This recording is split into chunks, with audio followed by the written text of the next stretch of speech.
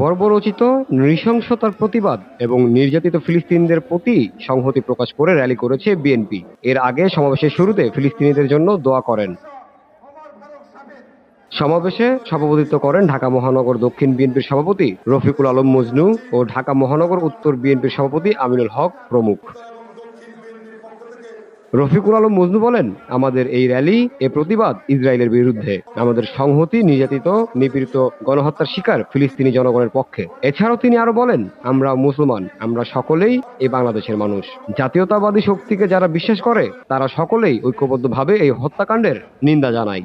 আজকের আমাদের এই র্যালির এই প্রতিবাদ ইসরায়েলের বিরুদ্ধে, আমাদের সংহতি নির্যাতিত নিপীড়িত গণহত্যার শিকার এই ফিলিস্তিন জনগণের পক্ষে। আমরা মুসলমান, আমরা সকলে এই বাংলাদেশের মানুষ, জাতীয়তাবাদী শক্তিকে তারা বিশ্বাস করে।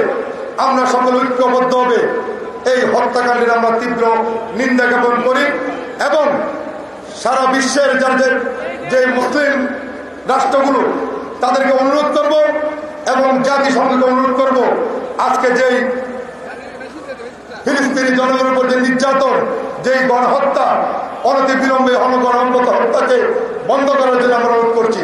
এবং আমরা বাংলাদেশি জনগণ, আমরা এই ইসরায়েলি সমস্ত যে পণ্যগুলো বাংলাদেশে আছে, আমরা এগুলোকে বর্জন করার মাধ্যমে আমরা প্রতিবাদ করব।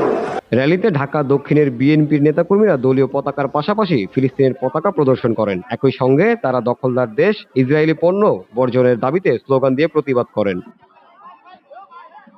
বৃহস্পতিবার বিকেলে বিএনপির কেন্দ্রীয় কার্যালয়ের সামনে থেকে র্যালি শুরু হয়। র্যালিটি কাকরাইল, মগবাজার, বাংলা মোটর হয়ে হোটেল শেরাটনের সামনে গিয়ে শেষ হয়। জামিল হোসেন জিতু, ভিওডি বাংলা, ঢাকা।